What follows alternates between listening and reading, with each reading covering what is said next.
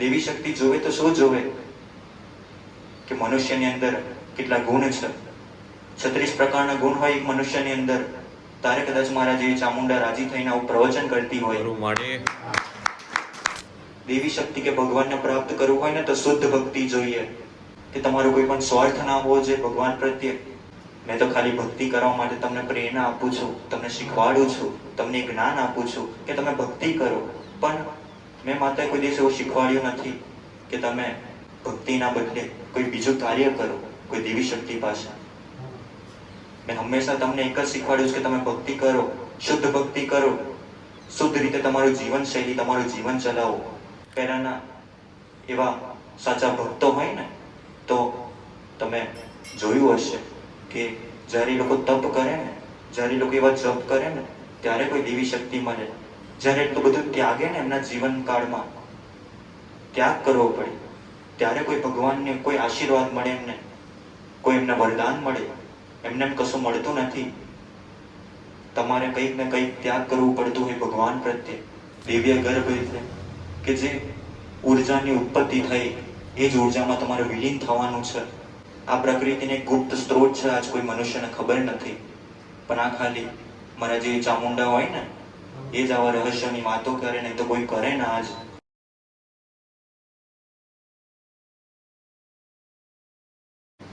એક વખત મન ચામુંડાનું જ્ઞાન તમારા જીવનમાં ઉતારે છે કે જે તમને આધ્યાત્મિકતા બાજુ લઈ જાય. પણ ખાસ કે શરૂઆત કરીશ તો શરૂઆત ક્યાંથી થાય? પ્રારંભથી. તો ત્યાંથી શરૂઆત કરવાની છે. તો સૌ પ્રથમ કે તમને ખબર હોય કે ના ખબર હોય, પણ જો તમે આધ્યાત્મિક જ્ઞાન તમારા જીવનમાં ઉતારશો ને, આધ્યાત્મિકતા બાજુ તમે વધશો ને, તો તમને પહેલા પોતાનું અસ્તિત્વ ખબર પડશે કે તમારું અસ્તિત્વ શું છે, તમે કોણ છો. તમે શરીર છો, તમે કોણ છો, તમે મન છો, કોણ છો તમે. તો પહેલા એક પ્રશ્ન કરજો કે તમે શરીર છો, તમે આત્મા છો, તમે મન છો, કોણ છો તમે. પહેલા એક પ્રશ્ન તમારા મનમાં તમે જાતે પોતાને પૂછજો કે તમે કોણ છો, તમે ક્યાંથી આવ્યા છો. તો સૌ પ્રથમ કે કોઈને આ વાત ખબર નહીં હોય, કારણ કે કોઈ ગ્રંથમાં લખી નથી આવી વાતો, કે કોઈ વેદાંતમાં, કે પછી કોઈ ઉપનિષદોમાં, કે પછી કોઈ પણ જાતના શાસ્ત્રમાં આવી વાતો લખી નથી. જેવું માતા આજ વાત કરીશ, જેવું જ્ઞાન તમે જોયું નથી, જેવું તમે સાંભળ્યું નથી, એવું જ્ઞાન મન ચામુંડાનું છે. પણ ખાલી તમે ઓળખો, સમજો એને, એનો પ્રયત્ન કરજો. તો આજે માતા દિવ્ય ગર્ભની વાત કરીશ. કોની? દિવ્ય ગર્ભ. દિવ્ય ગર્ભ શું છે? તો દિવ્ય ગર્ભ એ જ છે જે શુદ્ધ ચૈતન્ય કહેવાય છે ને. શુદ્ધ ચૈતન્ય જેને દિવ્ય ગર્ભ કહેવાય, જ્યાંથી ઉર્જાની ઉત્પત્તિ થઈ છે. કોઈ એને પરમાત્મા કહેતું, કોઈ એને પરમેશ્વર નામ આપ્યું. પણ ખાસ ભલે એ પરમાત્મા પરમેશ્વર તરીકે તમે ઓળખતા હોય, પણ એ પરમેશ્વરી તરીકે પણ ઓળખાય છે. આવું મારું માતાનું કહેવું છે કે જે આજ કોઈ વસ્તીને કે કોઈ એનું જ્ઞાન નથી કે પરમાત્મા તો છે જ, પણ એ પરમેશ્વર તરીકે ઓળખાય છે. આજ એનું જ્ઞાન નથી, એ સમજણ નથી, પણ એ ચૈતન્યની જનની તરીકે ઓળખાય છે. દિવ્ય ગર્ભ. દિવ્ય ગર્ભ એટલે કે જે ઉર્જાની ઉત્પત્તિ થઈ એ જ ઉર્જામાં તમારે વિલીન થવાનું છે. શૂન્યતામાં રહેલી સર્જનાત્મક એક શક્તિ છે, એક શક્તિનું કેન્દ્ર છે કે જે ઉર્જાનું કેન્દ્ર છે. મુખ્ય એ ઉર્જાનું કેન્દ્ર છે કે જ્યાંથી બધી ઉત્પત્તિ થઈ, તારાઓની, ગ્રહની, સૃષ્ટિની, પ્રકૃતિની, ત્યાંથી ઉત્પત્તિ થઈ છે. શૂન્યતામાં રહેલી સર્જનાત્મક શક્તિ, મુખ્ય કેન્દ્ર, જેને ચૈતન્યની જનની તરીકે ઓળખાય છે. આ પ્રકૃતિને ગુપ્ત સ્ત્રોત છે, આજ કોઈ મનુષ્યને ખબર નથી. પણ આ ખાલી મારા જે ચામુંડા હોય ને એ જ આવા રહસ્યોની વાતો કરે, નહીં તો કોઈ કરે ના. આજ પરમાત્મા, ભગવાન, દેવી શક્તિ, એને ઓળખવાનો પ્રયત્ન કરજો. સૌ પ્રથમ તમારે ભક્તિના માર્ગમાં આવવું હોય ને તો અલગ અલગ પ્રકારના ભક્તિના પ્રકાર હોય છે. ધ્યાન યોગ, ભક્તિ યોગ, કર્મયોગ, રાજયોગ અને હઠ યોગ. આવા અલગ અલગ પ્રકારના ભક્તિના પ્રકાર છે કે તમે આવી રીતે ભક્તિ કરો અને પોતાના પરમાત્માને, પોતાના ભગવાનને કે પછી કોઈ દેવી શક્તિને પ્રાપ્ત કરી શકો તમે. પણ દેવી શક્તિ કે ભગવાનને પ્રાપ્ત કરવું હોય ને તો શુદ્ધ ભક્તિ જોઈએ. તમારા શુદ્ધ વિચારો હોવા જોઈએ, તમારી અંદર શુદ્ધ વિચાર શક્તિ હોવી જોઈએ, કે તમારો કોઈ પણ સ્વાર્થ ના હોવો જોઈએ ભગવાન પ્રત્યે. એવી શુદ્ધ ભક્તિ જોઈએ ભગવાનને. અને મેં તો ખાલી ભક્તિ કરવા માટે તમને પ્રેરણા આપું છું, તમને શીખવાડું છું, તમને જ્ઞાન આપું છું કે તમે ભક્તિ કરો. પણ મેં માત્ર કોઈ દિવસ એવું શીખવાડ્યું નથી કે તમે ભક્તિના બદલે કોઈ બીજું કાર્ય કરો કોઈ દેવી શક્તિ પાસે. મેં હંમેશા તમને એક જ શીખવાડ્યું છે કે તમે ભક્તિ કરો, શુદ્ધ ભક્તિ કરો, શુદ્ધ રીતે તમારું જીવન શૈલી, તમારું જીવન ચલાવો. એવા સાચા નીતિ નિયમ તમારા જીવનમાં પાડો, તમારા જીવન શૈલીમાં પાડો.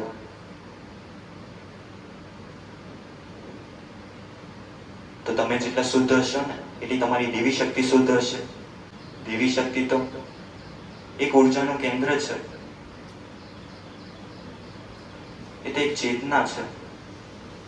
પણ તમે જેવી એની ભક્તિ કરી હશે, જેવી તમે એની સેવા કરી હશે, તો તમારી દેવી શક્તિ તમારું કાર્ય કરશે એવી રીતે. પણ એના માટે શુદ્ધ ભક્તિ જોઈએ, જેમાં ખાલી ભક્તિનું મહત્વ હોય, તમારા કર્મનું મહત્વ હોય. દેવી શક્તિ આ જ જોવે. દેવી શક્તિ જોવે તો શું જોવે કે મનુષ્યની અંદર કેટલા ગુણ છે. 36 પ્રકારના ગુણ હોય એક મનુષ્યની અંદર. તારે કદાચ મારા જેવી ચામુંડા રાજી થઈને આવું પ્રવચન કરતી હોય, 36 પ્રકારના એવા ગુણ તમે તમારા જીવનમાં ઉતારો ને જ્યારે, ત્યારે કોઈ દેવી શક્તિ રાજી થાય.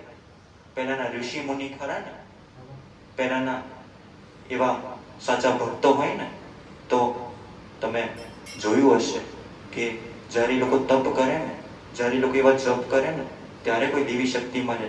જ્યારે એટલું બધું ત્યાગે ને એમના જીવન કાળમાં, ત્યાગ કરવો પડે, ત્યારે કોઈ ભગવાનને કોઈ આશીર્વાદ મળે, એમને કોઈ એમને વરદાન મળે. એમને એમ કશું મળતું નથી.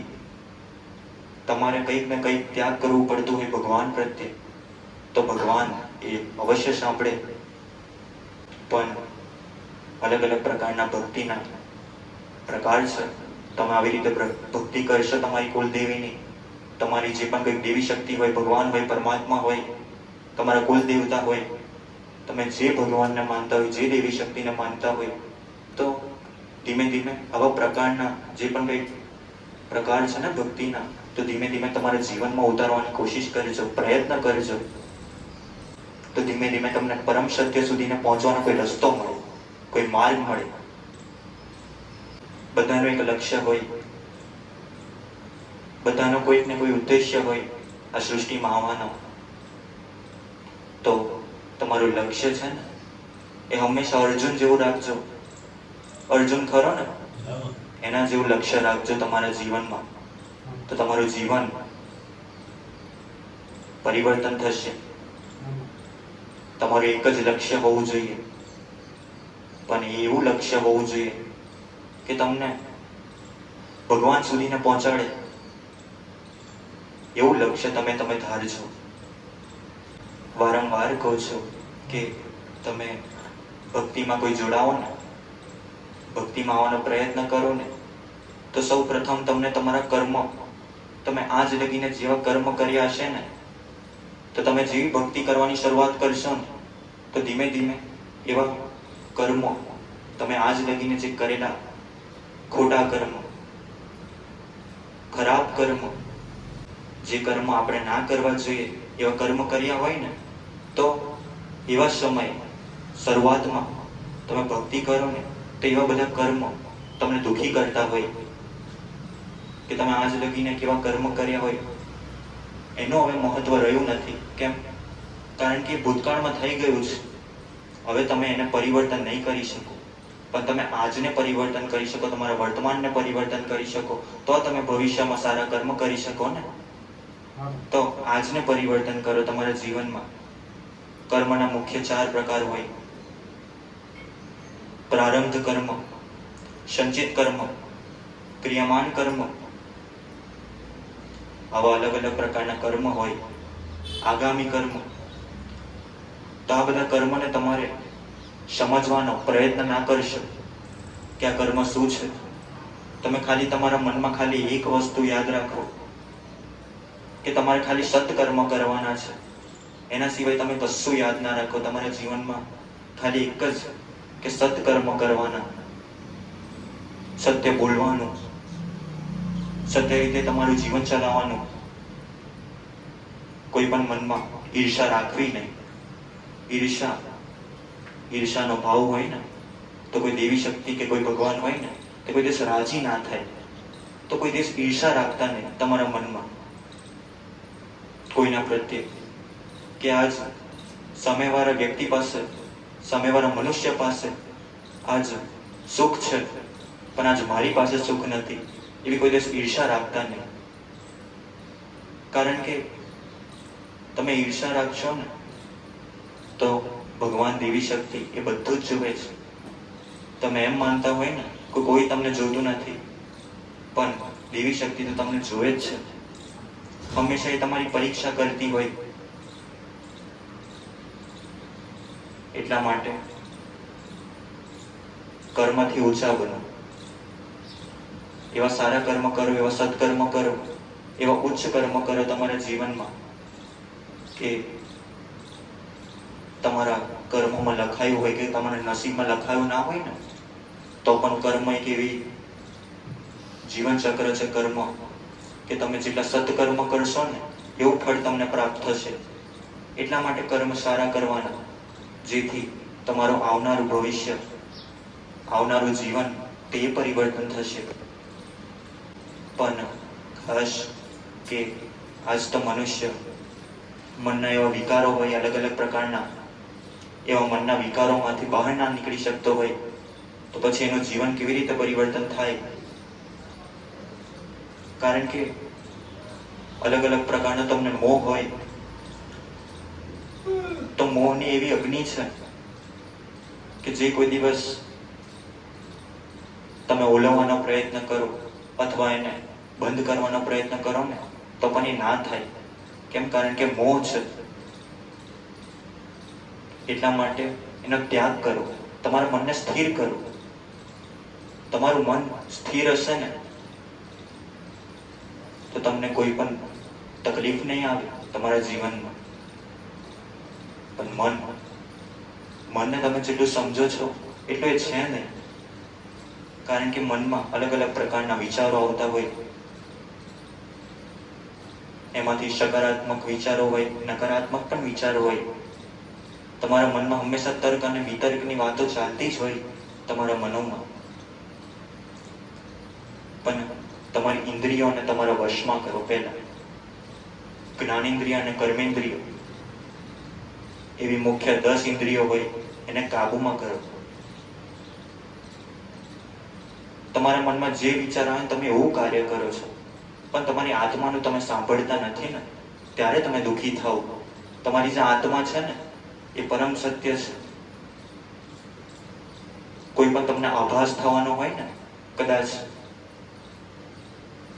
કે કાલે કંઈ થશે, તે તમારું મન તમને કહેતું નથી, તમારી આત્મા કહે.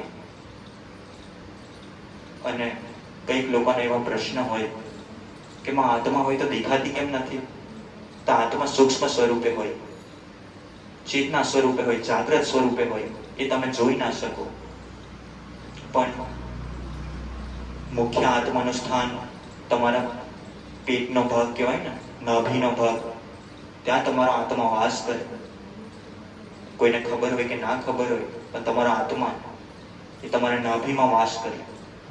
એટલા માટે તમારો મનનો ના સાંભળો. કારણ કે મનમાં તો મોહ જાગી જશે, માયા જાગી જશે, વિકારો જાગી જશે. પણ ખાલી સત્કર્મ કરો, ધર્મનું કાર્ય કરો, અધર્મને ત્યાગો. અધર્મ તમે આજ લગી જીવન કંઈક કર્યું હશે ને પણ તમને સફળતા નહીં મળે. આજ મનુષ્ય કોઈ પણ કાર્ય કરે ને તો એમાંથી ક્યાંક ને ક્યાંક એ ટૂંકા રસ્તા શોધવા જાય, ટૂંકા રસ્તા શોધવાનો પ્રયત્ન કરે, પણ તેને સફળતા નહીં મળે. તમારે સંઘર્ષ કરવું પડશે તમારા જીવનમાં. તમારે પોતાને આત્મનિર્ભર બનવું પડશે. કોઈના અધીન રહેવાનું તમને કોઈ નહીં. આત્મનિર્ભર બનો. પહેલા સૌ પ્રથમ પહેલા પોતાની અંદર આત્મવિશ્વાસ જગાવો કે તમે જેવું કરી શકો ને એવું કોઈ ના કરી શકે. એવો પહેલા આત્મવિશ્વાસ પોતાનો જગાવો તમારા અંદર, અને આત્મનિર્ભર બનો અને પોતાના ઘર પરિવાર સુખી રાખો જેમ બને. કારણ કે તમારા મા બાપ તમને આજ લગીને, તમારા મા બાપે જન્મથી જ તમને આજ લગીને શીખવાડ્યું, જ્ઞાન આપ્યું, સમજણ આપી, બુદ્ધિનો વિકાસ કરાયો. તો તમારા મા બાપ માટે તમારે આત્મનિર્ભર બનવું પડશે. તમારા મા બાપની સેવા કરો જેટલી થાય એટલી તમારાથી. અને કોઈ પણ ઈર્ષા ભાવ, ઈચ્છા,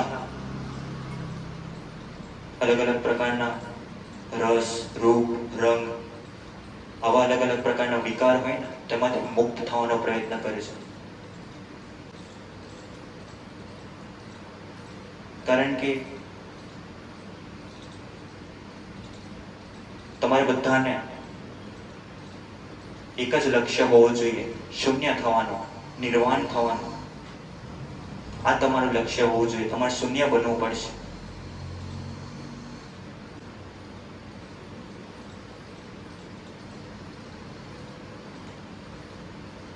જે શૂન્યમાંથી સર્જન થયું છે ને એ જ શૂન્યમાં વિલીન થવાનું જ તમારે.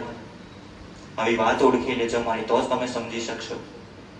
કારણ કે મારી ઊંડાણપૂર્વકની વાતો હોય એ કોઈ સમજે ના સમજે, પણ આવી મારી વાતો છે અને આવું મારું જ્ઞાન છે કે જો તમે સમજી જાઓ ને તો ધીમે ધીમે પરિવર્તન તમારી શરૂઆત થઈ જાય. પહેલા પોતાની અંદર પરિવર્તન કરો. તમારું પોતાનું પરિવર્તન તમારે જાતે કરવું પડશે.